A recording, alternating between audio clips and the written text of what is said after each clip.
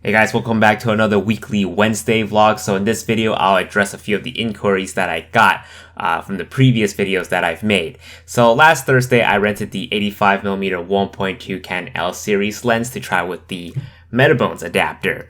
And this action was caused by the user TomJesper, who was wondering how well the 85mm worked with this combination.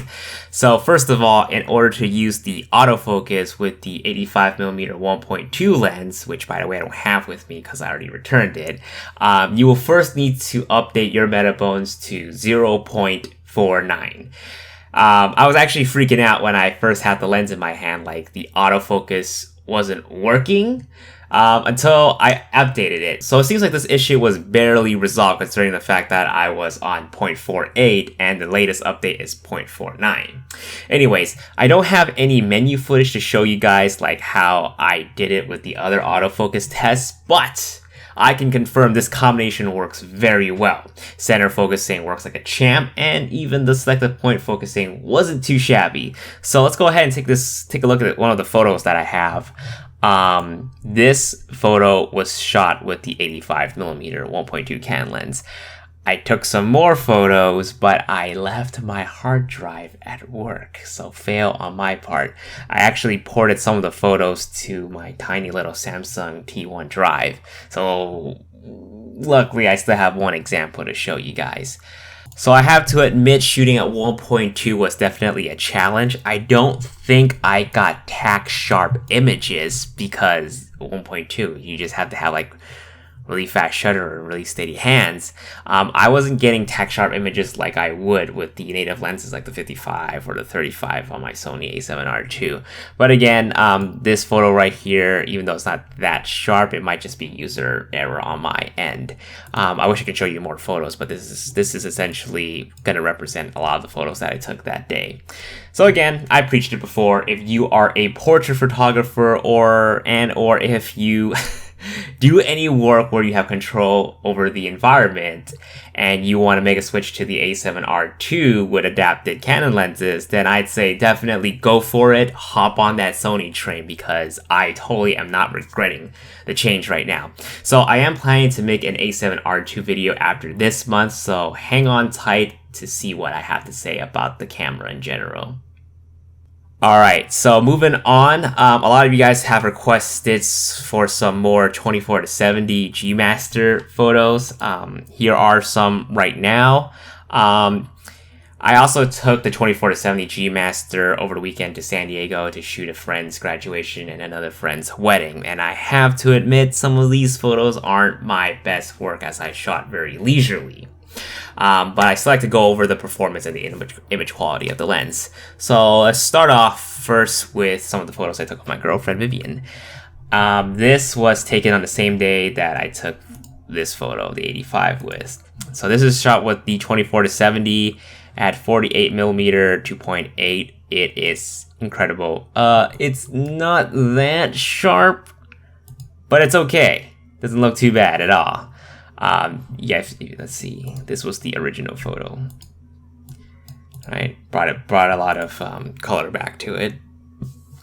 I think this shot was off-camera flash as well. But yeah, I am digging this photo quite a bit. Here's one of the same one.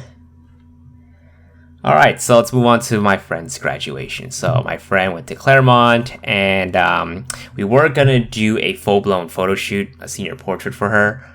I don't know if they're considered seniors in graduate school. Anyways, we wanted to do a portrait for her, but unfortunately we didn't have a lot of time, so we had to do most of these in the morning. So here she is by that sign, by the Claremont sign. This is shot at, wow, I guess I shot this at 4.0 because I want to get the sign in focus and her in focus. This was shot at ISO 1250, 200th of a second.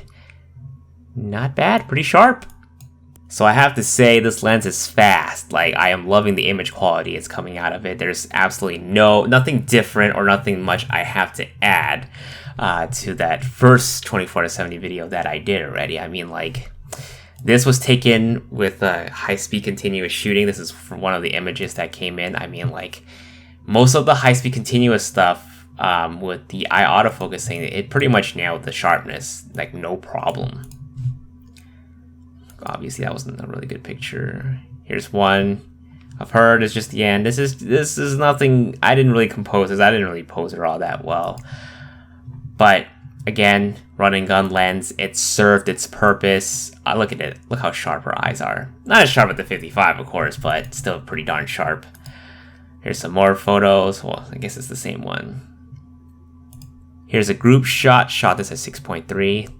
Yeah, just to make sure all her friends are in focus. Eyes are sharp. Eyes are sharp. Eyes are sharp. Pretty good. Here, shot at 2.8. His eyes are sharp. Her eyes are sharp. Perfect. Awesome. Alright, and this is a shot from San Diego. Oh, I can't zoom out. There we go. So there was a pretty interesting event happening in San Diego last weekend. They were doing some sort of a long bike ride kind of thing. I forgot. What's the event called again? What?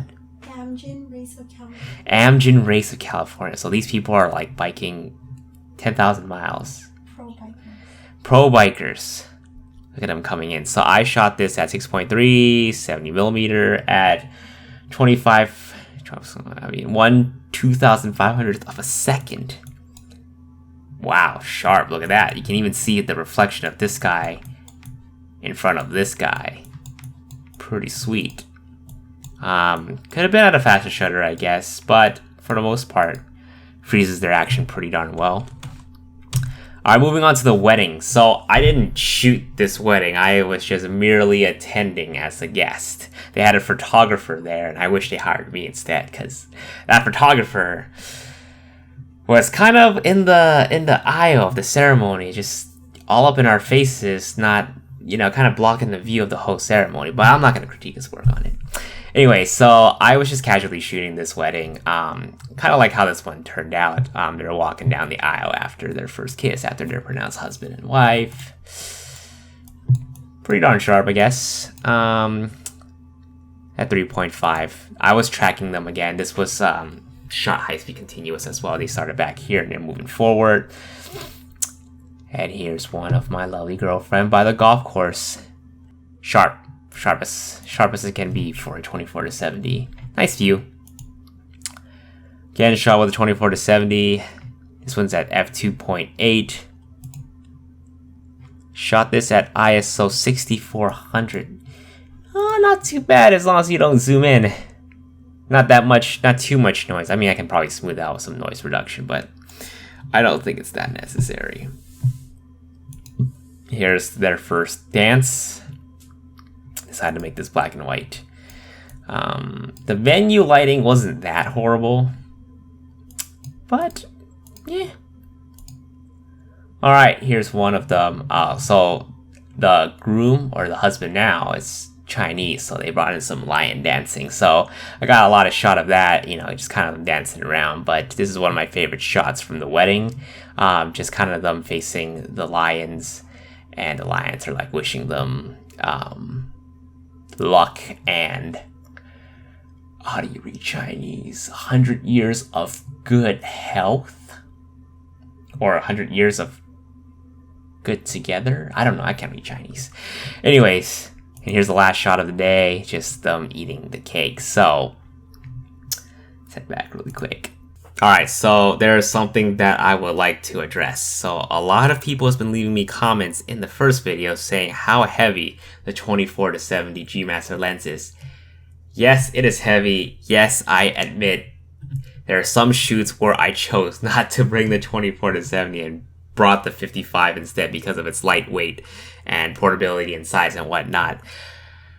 It's an unfortunate fact that this lens is heavy and there's nothing we can do about it, but I am kind of tired of the hate that people are giving this lens, and how this lens defeats the purpose of a mirrorless camera, and how the mirrorless is supposed to be lighter and smaller and blah blah blah blah blah blah blah. While it's not the ideal size or weight, the fact that the 24-70 can utilize the eye autofocus and the tracking autofocus features that the A7R II and the A7S II have makes it worthwhile getting. So I'm gonna say it here.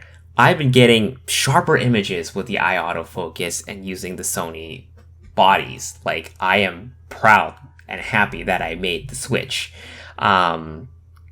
So I am definitely happy with this purchase. Yes, it is more expensive than the Canon version and the Nikon version, but this is one of their latest and new lens. So the $2,200 price point is kind of justified. If you can get it cheaper, go for it. But if you really need it now, if you're a professional, then you cannot ignore the fact that this is a great lens. The image quality is amazing. It is fast.